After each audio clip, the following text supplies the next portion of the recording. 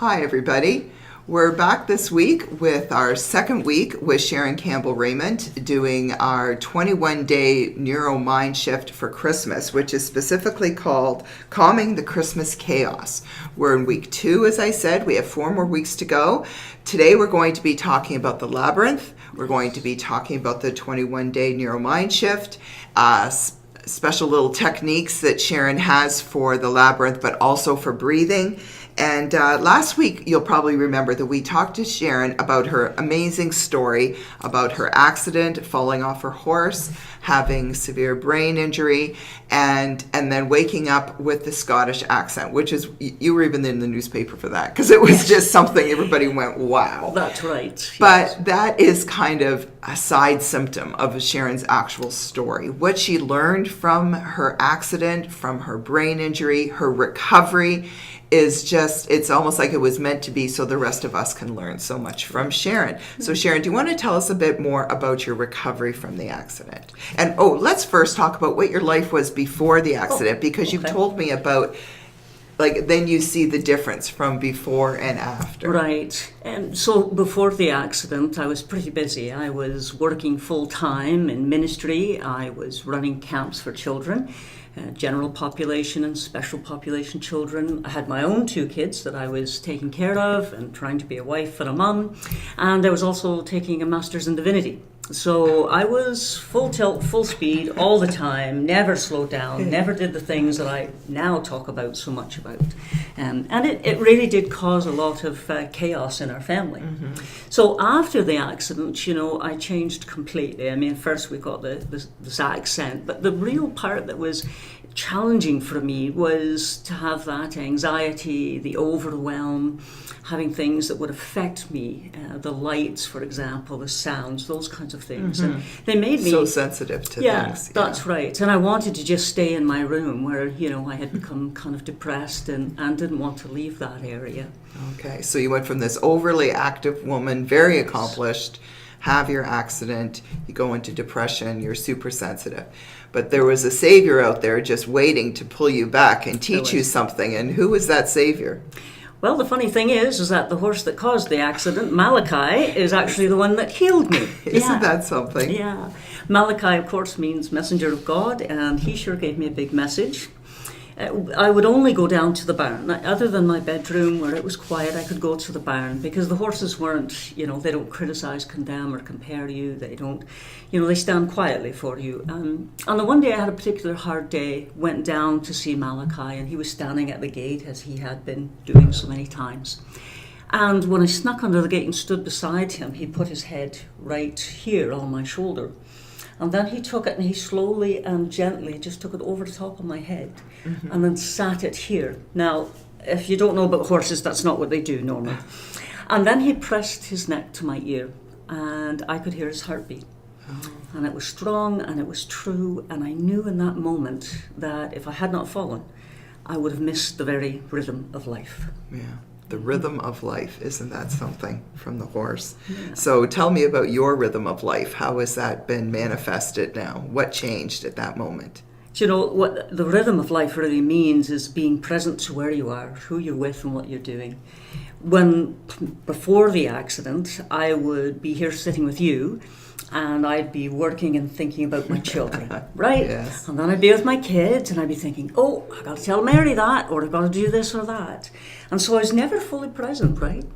Once, when I moved my fitness club, I actually drove to the wrong location, to the previous location, got out of my car and went into the building. Right? Oh, so my gosh. Right? Wow, really? And I was at the wrong one. So it's all of this being present to the moment, mm-hmm. and being able to bring us back to that, right? Because that's the big thing. That's what truly matters, isn't it? Is being present here, enjoying this moment, my enjoyment with you, my enjoyment speaking to people. Yeah. Because if you don't remember it, then what are we doing it all for? If you have no recollection. And then I'm sure many of you will agree with us. We've all had tens and tens of Christmases behind us in the past. Do you remember them? Do you truly remember them? Do you remember the joy of not just Christmas morning, but the joy of the church services, the joy of baking, the joy of eating a meal with family? You don't remember because you're rushing ready to do the next thing, to do the next thing. So how can you help us with that? Now at this Christmas time, it's the best time to even be talking about this. Yeah, it's a perfect time, really. What I do is talk about doing the APB. And so that means that we stop for a moment to be aware of where we are, what we're doing, who we're with. Yes. We pause and we take a few breaths. Right. And by taking those few breaths, it helps us to be grounded, it helps us to be focused, it helps us to be present to what we're doing, where we are, and who we're with. So I don't do any more burnt offerings with my food at Christmas, right? So I'm present. But we have to pause to actually do that. We have to, I don't just think of that all the time, right? We have to actually schedule that in. I'll set my phone, or when I go to get my coffee, I'll pause and take a few deep breaths. And the breath is really, well, it's what connects you and I, and what connects the whole world together, isn't it? And the breath is so important to bring us back to that moment. And the breathing and then the mind change, right? So there's the way of calming your mind. And the big part of the mind is Sharons Labyrinth. Now, it's not Sharon's Labyrinth. Right. I call it Sharons Labyrinth, but unless she's 1,000 years old, it's not really hers. No. Tell us about the labyrinth and where it came from. Well, this particular labyrinth that I have here is called the Sharons Labyrinth, and it's from the Chartres Cathedral in France. Okay. This is a wooden one that you can just, draw your finger along and close your eyes and just have it go through. The one that you have, I use as well. You have to have your eyes open. Yes. And the interesting part about this one, with eyes open, is remember that piece that we talked about of the itty bitty shitty committee? Yes. Well, by using your eyes to follow that actually helps people with PTSD. Oh, is that right? And it helps them to be able to kind of stop that negativity. So watching it calms you. Because I was thinking this one would calm me because then I can just feel my way without having my eyes open. But you're saying this helps people calm. Even so for the this calming. one does too. And then also the free one that you can download from Sharon's website, SharonCampbell-Rayment.com. You can also use that. So it would work the same way because you would be consciously going through it with your eyes. And the other great part of it is if you start using your hand to colour it or to trace it, you're now using your mind in a different way, right? Isn't that great? You're using that creativity of possibly using a colour, and you're actually using your hand on the left side of the brain to actually do that piece of writing, That's right? great. Yeah, and so what it also does is as I'm taking my finger through this or I'm using that one, is that it helps me to go from that beta brain waves where I'm, active and thinking and kind of scattered, squirrel to ohm, remember? Squirrel to ohm. Squirrel to ohm as we're using it. So then we're able to get more focus and to bring that back as we're using it. Yeah. And so that's the real important part, that we come back to this again. Okay. And the APB is what we do just before we go in. APB is? Awareness, pause, and breathe. It's like an all points bulletin out on yourself, right?